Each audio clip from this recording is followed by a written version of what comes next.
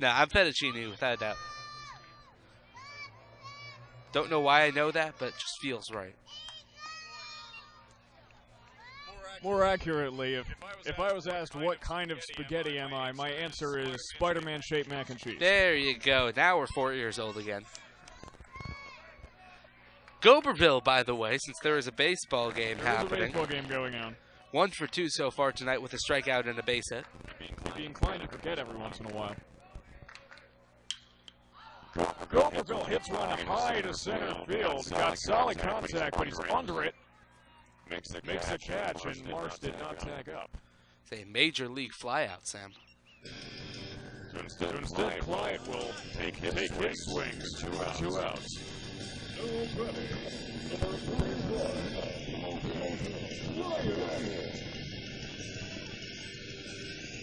How's Clyde doing tonight, Ben?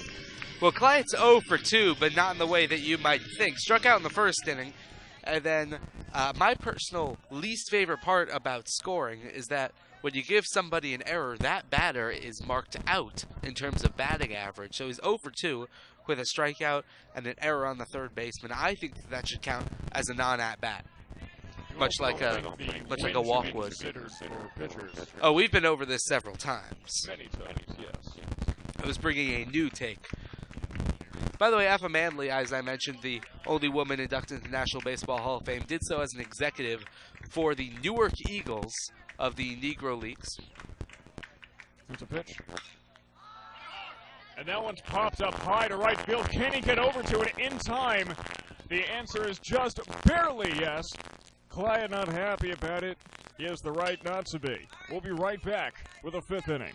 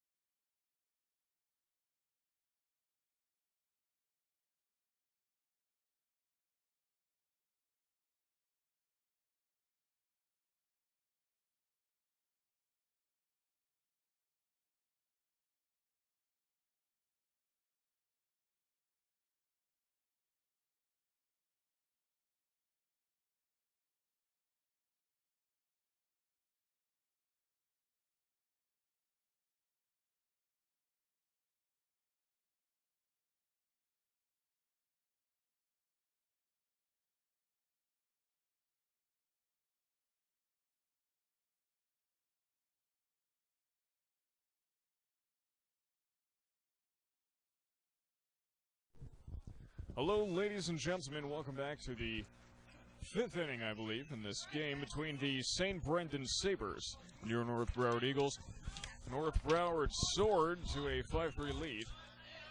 Snyder misses the strike zone low with that one, 1-0 to Sotolongo. Well, it's time to reveal the second trivia question of the night. This is a 2-pronged one. We're celebrating Women in History tonight in baseball. The The question, a teenage girl, while pitching for what team, struck out Babe Ruth, Lou Gehrig, and Jimmy Fox in an exhibition game? Here's a pitch. Pop up. Right to the pitcher.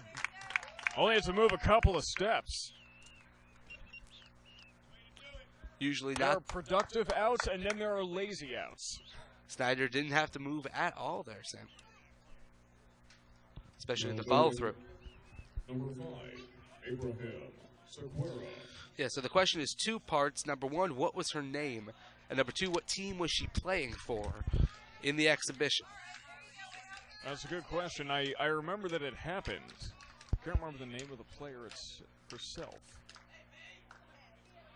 That one's in the dirt away, 1-0. Of course, Carl Hubble of the New York Giants did the same thing in the All-Star game, but we've had enough screwball-related trivia questions in that we already had one. I think that's our quota for the year. Abraham Sequeira, by the way, committed to play baseball at the University of North Florida. Congratulations to him. 2-0 now. UNF up in Jacksonville, I believe. Division I program. It's a nice town, Jacksonville. It's got a river that runs right through the city, St. John's. Very pretty. Can't say I've been. I've been Although, twice. do like the San Antonio River Walk. That also has the river running through. Never It's been to San Antonio. Beautiful city. Never been to Texas except for a brief layover in Houston on my way to Los Angeles. Here's a pitch. Ball 3-1 now.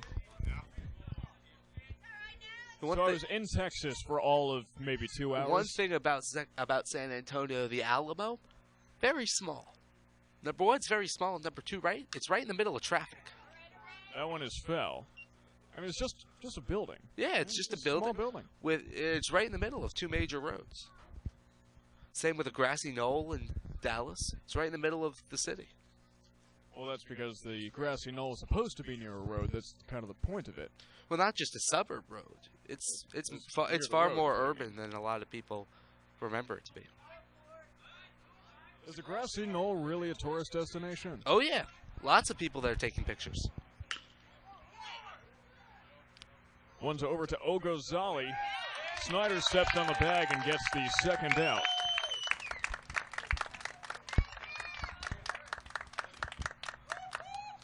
Stepping out the bag, number 17, Kevin Martin. Well, that's usually the play that you practice on the first day back of spring, that 3-1 play, picking up and throwing it over to the pitcher. North Broward executed it very well.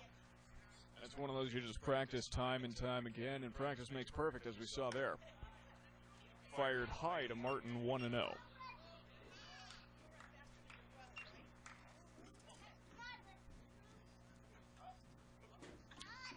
Here's a pitch. Same place, same result, 2-0 now. 2 outs. No one on base. Martin, as we mentioned, the last of the big hitters in the lineup for St. Brendan. 3-0 now. That 3-4 punch is really a formidable one, Sam. And Snyder has to be very careful in this situation. He's walked a fair amount of batters already this game. Doesn't want to do that anymore. Got a foul tip, 3-1 now. Kevin Martin, only a sophomore, but already getting looked at by Duke and UF, according to Perfect Game. Interesting. Duke, fantastic baseball program. Same with the Gators, actually. Gators, I believe, back-to-back trips to the College World Series in Omaha. Both times beating Florida State in the Super Regional. Clutch grand slam from J.J. Schwartz in last year's Super Regional to send them there. Thank you. You know, I don't really follow college baseball too much. Fortunately, Syracuse does not have a baseball team. Is that right? So that one's hit down to third. Goberville fires it over to first, and that's going to end the top of the inning. We'll be right back with the bottom of the fifth right after this. Brainwash Sports Twitch TV.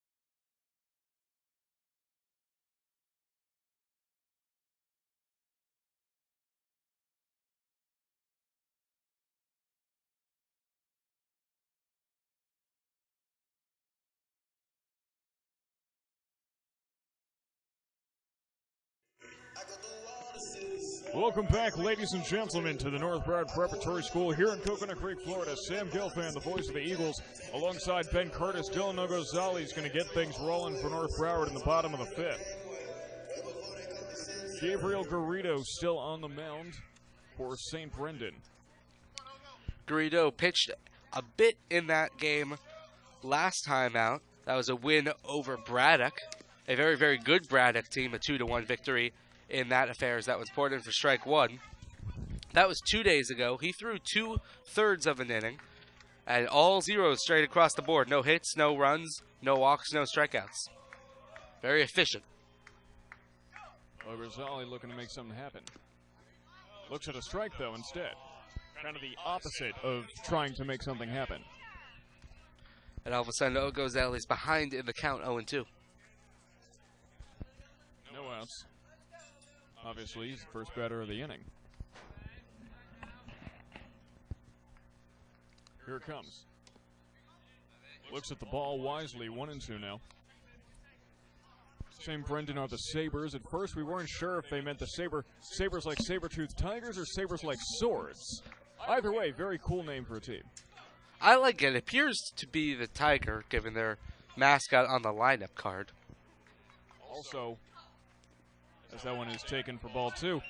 Note the pun there, Sabres is a cool name, as the notable one in professional sports is in Buffalo. There you go. It's a cold name. Also a very, very poor hockey team name. They've got a good future, though. Jack Eichel, Ryan O'Reilly. Need to get rid of the yellow uniforms, though. I like them. Same with the Nashville Predators.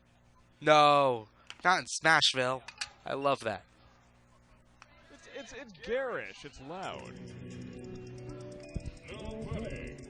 Number 2, Chase McBee. Ice hockey aside, Chase McBean's going to look to make some noise. There you go. Brainwash Sport, purveyor of the finest segways. I'd give that a solid 8 out of 10 on the Segway scale. It's a little bit of a reach, but I think it worked well enough. Looks at the first strike, 0-1.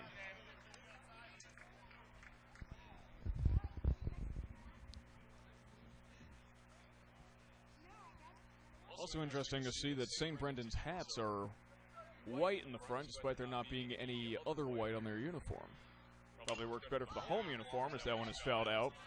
0-2. I'm liking the away uniforms, all gray with the green lettering and numbering. It's very clean. I like it, although it is much harder makes it much harder for us. As the green and gray kind of blends, it's harder to see the numbers. Agreed. If I was doing a soccer game right now, I would not be very happy. I would put a white outline or something around the numbers personally. Finds the ball, 1-2. Well, when you design uniforms, Sam, you can do whatever you want with them. Always a fan of the black-based uniforms. Arizona Diamondbacks with those 3 different shades of gray. The Arizona Diamondbacks uniforms are something else entirely, and that I'm not sure what they are. They're just garish. High, 2-2. All right, that's 2 garishes in the span of